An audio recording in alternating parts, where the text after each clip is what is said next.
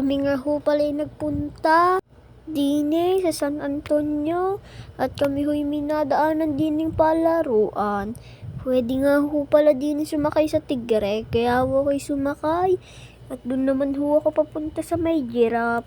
Pag sa laki-laki nga ho ng giraffe dito nga. At napakaganda. Medyo madulas laang nga ho, kaya ako hindi makaakyat ng ayos.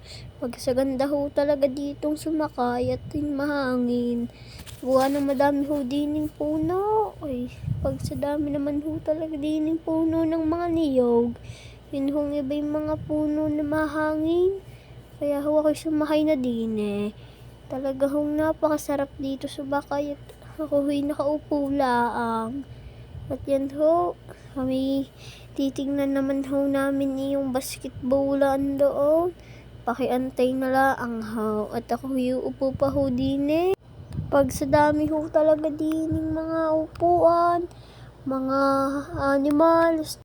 Di na naman ho ako nagpunta sa basketballan, kaya ho ako'y nagdagasa.